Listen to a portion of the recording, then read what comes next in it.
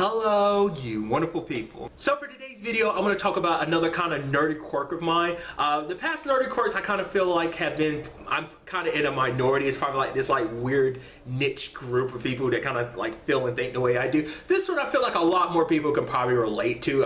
People don't get as a little crazy about it as I do, but nevertheless. And that is recognizing actors and voice actors. This is something I've kind of brought up in different formats, but essentially it's like I hate when I can recognize an actor from something but I don't remember what I recognize it from. The same thing applies to voice actors, because it's like, oh, like I know you from something, I've seen you in something recently and I don't remember what, because like when it happens I'm like, because a lot of times I try to do it without Google. That's just kind of like, I don't know, I think I kind of turn it into a little bit of a game. So I'm just kind of like, I'm closing my eyes, I'm sifting through like my brain, like this library of just like pulling out files, checking computer files, like, no, what do I know him from? What do I know him from? So it turns into that type of thing. And obviously the internet makes that a lot easier, because you can be like, okay, this insert movie or TV show I'm watching, who's this actor? Like the most recent example I can give, like my mom was recently watching something on Netflix and I saw an actor and I was like, oh, where do I recognize this actress from? Like I've seen her in something, and I was like, oh, something fairly recently, and I'm blanking on her name, but it's the actress who played Vanessa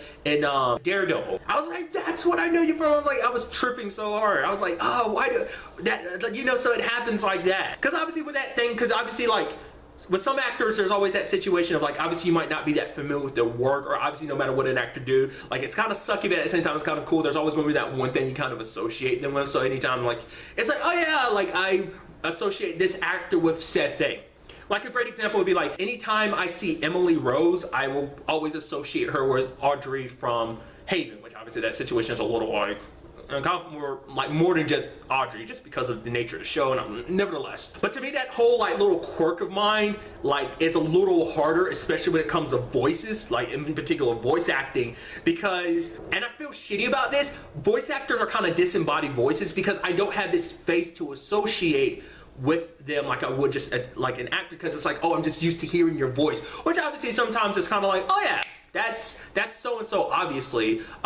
Whether that be in movies, like it's one of those things, like it comes up easier in anime and stuff like that, especially English dub. I don't know, I'm not that familiar with a lot of Japanese voice actors, but in English like dubs and stuff, it's like, oh, I can pick up on a lot quicker, because like obviously there's like a lot of well-known voice actors, and you're like, oh yeah, that's like, obviously that's got to be like Laura Bailey, or it's like, oh man, that's definitely Yuri Lowenthal or Johnny Young Bosch, like that type of thing. But it's just one of those situations where it's like, but like if you don't have a name immediately to associate with that person, it just kind of slips through your grasp, because you're like, oh, I can recognize his voice. Like I say, you kind of have to check the files again, but you can't just place it. Like if you know the name of the person, it's a lot easier, but like if you just have a voice and you just don't have a name, you're like, but what do I know that from? Because if you have at least if you have a name or something, you're like, okay, I can Google this person's name, see what go through their filmography, and I'm like, oh, this is what I know you from. You voice so and so, you know. So like I said, it's kind of like a little game, but at the same time it's like almost like this little anal retentive like thing that I do, that it's like at the same time it's just because like even when I'm trying to focus on something, like always in the back of my mind I'm gonna be like, what do I know you from? What do I know you from? Why does that sound so familiar? Why do you look so familiar? It also bothers me a little bit, because obviously in some cases it's like you'll have an actor like having to look a little differently for a role or something. So you like when when they might have to like grow out facial hair, or their hair might be dyed a different way. When you see them a different way, you're like, oh, that's the same person, because I didn't associate it in my head just because they look different from this role when it comes to actors and stuff like that. And in voice actors' cases, sometimes, like, because obviously a lot of voice actors have like a huge range. Obviously, with some voice actors, you can hear a little bit of their characters and even their natural speaking voice. You're like, oh, I can hear it. So, like a great example of that would be like Vic Mignogna. I mean, and that's just because I have that connection to Edward Elric. But anytime I've ever heard him like speak in like videos at a convention, like even when he just naturally talks, I hear so much of Ed in his own voice. I mean, obviously Ed's voice is higher than his natural voice, but it's like you still hear it. You hear it. But like I said, that's also probably because of that like connection in my head. To me, kind of along those same lines, it's kind of like seeing an actor live and knowing them very well for the voice. It's like, you know, because obviously because of the disconnect between like you're kind of a disembodied voice a lot of times. Like the most, like two great examples of that, it's like, well, they're kind of both, they're opposite ends of that example, because like you take someone like Phil LaMarr. Phil LaMarr, I got used to knowing about him mainly because of his acting, because like like one of my first associations with him was Mad TV, which obviously from some people might be Pulp Fiction, but I didn't watch Pulp Fiction until like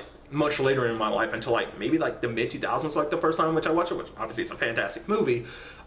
It's like it's crazy to go back and be like, oh, there's that actor. It's like, oh yeah, oh wow, there's so many well-known actors in this movie. Nevertheless, so in like Phil LaMarr's case, like I knew him from an actor first, and then like obviously like know a lot of like voice acting roles of his, like Hermes from Futurama. One that I always like trip out about, because I think I've talked about this too, is like when my cousin originally told me, it's like, oh yeah, you know the dude from Mad TV is Samurai Jack. I'm like, wait, what? Didn't correlate that in my head. So there's that, and then kind of the opposite one from that is Ashley Johnson, just because like I don't know if I've talked about this a lot, like I get giddy anytime I see her in Blind Spot, because I'm so used to her as a voice actress, because I don't know, in retrospect I might know more of her like you know, live action roles, but I don't know if I, you know? So, but for me, it's like when I think Ashley Johnson, the first things that always come to my head is Ellie from The Last of Us and Gwen from Ben 10. In particular, like teenage, older Gwen from like Alien Force, Ultimate Alien, Omniverse, you know, that. But when I first, like when Blind Spot originally first aired and like I was watching it for the first time, like I marked out a little bit when I was like, oh, that's Ashley Johnson! Lost, like, cause that's just how it is. Because I'm so used to your voice that I'm not used to seeing you as just an actor, you know? So, which is kind of give and take, because it's like, I mean, because she did live acting to a certain extent for The Last of Us, because that was mocap, but you get what I'm trying to say. Conversation comes up a lot, especially like, well, in particular like the acting. It comes up a lot when I'm talking about the podcast, when I'm like doing reviews of TV shows, because you'll see an actor and something like, I know you from this, I was just watching this TV show and you're in it. So it happens a lot. So like this whole like nerdy quirk of mine comes up a lot. I feel like the voice acting one doesn't come up as much because I don't watch I haven't watched a lot of stuff lately that, you know, because I haven't been watching a lot of anime, so it doesn't come up that often. But definitely when it comes to the whole like recognizing an actor, I'm like, where do I know you from type of thing. But you know, the voice acting thing does still come up from time to time a lot too, just because if I do watch something animated and I'm like, where do I know your voice from, you know? So my question to you guys is, do you share this? Like I said, I feel like out of any of my nerdy quirks that I've really brought up, I feel like this is the one where most people might kind of go along those same lines as me. Obviously the internet makes a lot of this easier, but like I can't imagine like having been like this about that without the internet years ago. I would have lost my damn mind trying to figure that out, because like once something gets stuck in my head, it's hard to kind of shake it out, especially in these cases. So let me know if you're kind of like that. Are you kind of like that more than I am, less than I am? Just let me know all of that in the comments down below. But really, that's all I want to talk about in this video. Till the next time we meet, be happy, be safe, live life to the fullest, and enjoy it. Good day and goodbye.